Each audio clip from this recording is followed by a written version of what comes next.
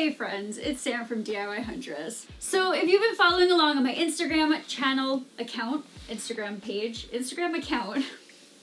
I'm pretty sure my brain just doesn't work anymore. I've never been so tired in my entire life. You will know that over the past few months, I have been working super hard on a commercial retail space build out. My other half is opening his own brick and mortar bicycle shop. He's following some serious small business owner dreams, and so we've been working so hard to get that space ready for its big grand opening. So that's why there have not been a ton of videos on my channel recently, because we have just been like go on this space trying to get it done. That being said though, today we finally decided to take a day off. So while he's out riding his bicycle for the day, I am going to get to work on a project that I have been wanting to make come to life for a very long time. So today I'm going to be making a river mirror, or a live edge mirror. I don't even know what the proper term is for this project. So a few years ago, I built a resin river table using walnut and black resin. I built it using only a couple of tools in my workshop, and I basically just want to make a live edge mirror to match that. So today I'm working with an offcut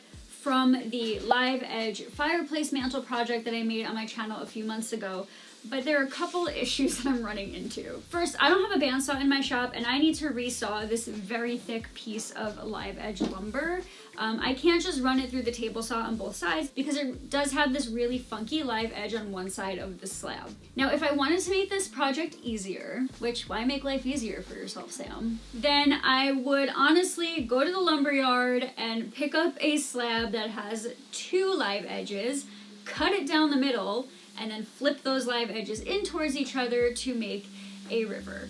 Or I would purchase two pieces of lumber that were already ready for a project like this. So instead, I'm gonna try to resaw this piece of lumber into two pieces of live edge lumber using tools that I already have in my workshop, which don't include a bandsaw because I don't have a bandsaw. This is honestly either going to be a disaster of a project or it's gonna turn out pretty cool. I'm pretty sure there's no happy medium, but I'm also pretty sure I'm not gonna find out until I actually do the project. So that being said, let's get started.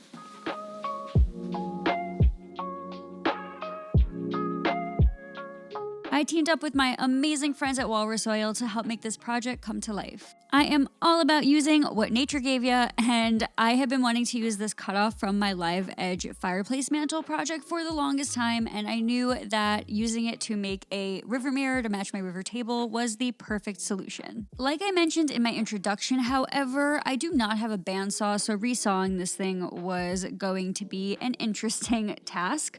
If I wanted to make my life easy, I really would have used a slab that already had two live edges and just cut it straight down the middle, but that wasn't an option. So instead, I just worked with what I had on hand. But before I get ahead of myself, the first thing I did have to do was cut the slab down to the size that I needed for this project, and I did that by measuring the mirror that I had and then cutting the slab slightly longer than it needed to be because I do want to trim it down to its perfect size later. But once that puppy was trimmed, it was time to start trying to cut it in half with things that I have on hand, starting with running the straight edge against my table saw. Now for this, I use very small passes at a time because if I were to cut too much off at once, it could cause the blade to bind, which is pretty dangerous and also not efficient. So I basically adjusted the saw at very small increments until it reached its maximum height. And once that was done, I then moved on over to using a reciprocating saw. So spoiler alert, this was not the neatest way to do this type of thing for this type of project. In fact, it pretty much mutilated the inside of this slab. I'll show you that in a little bit and what I had to do to try to fix it, and it still did not turn out perfect. However, there was no other way that I could have resawn this thing in my shop, so using this reciprocating saw ended up working out just fine. But if I were to have been using these slabs for like a tabletop or something that needed to be precise, I definitely would have brought it over to somebody else's workshop and used their bandsaw. But sometimes you just gotta work with what you got, and what I got is a table saw and a reciprocating saw.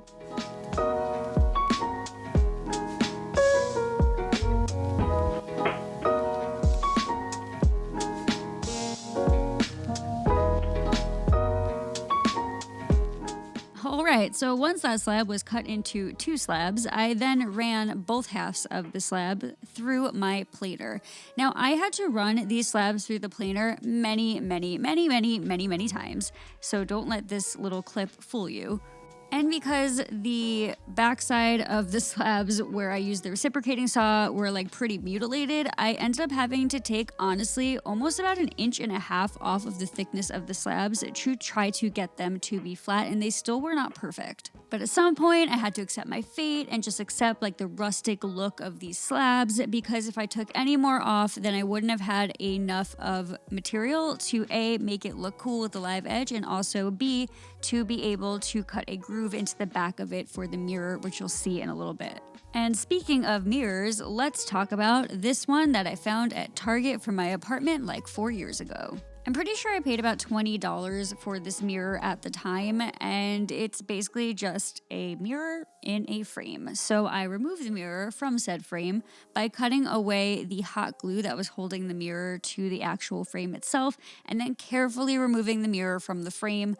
Honestly, this was the sketchiest part of the entire project, and I literally just resawed an entire slab using a reciprocating saw. I know the whole purpose of this project was to upcycle a boring mirror and turn it into a cool mirror, but if I were to do this again, I'm not gonna lie, I'd probably just purchase an actual mirror that's not already attached to a frame and use that, because this mirror did end up being very thin, and a lot thinner than I actually thought it would be.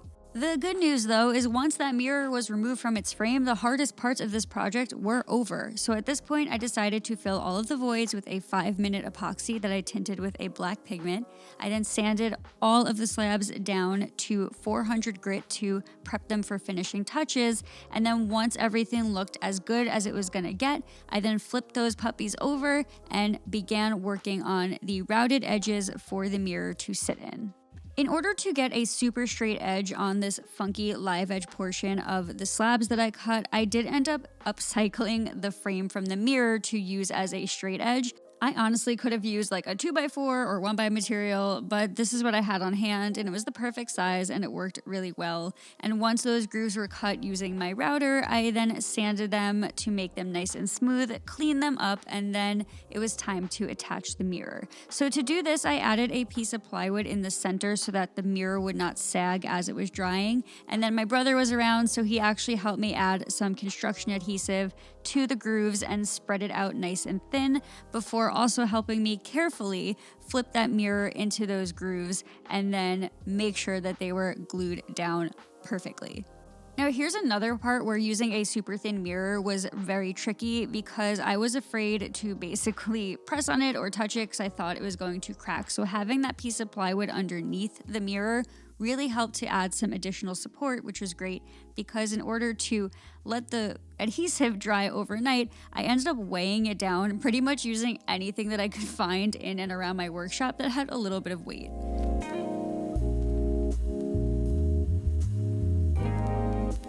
In part 16 of the Fragile Mirror series in this YouTube video, I let this thing dry overnight and was still not convinced that it was sturdy enough to just live on its own the way that it was. So I decided to add some supports to the back using some scrap walnut that I cut some grooves into using my table saw. I then pre-drilled and drilled these pieces into the slabs and added some silicone on the back just so that they would adhere to the actual mirror itself but still allow for a little bit of flexibility. I also, as you can see, added some wood glue to the pieces that I ended up screwing together for some extra stability because I was that paranoid, and it actually worked out really well.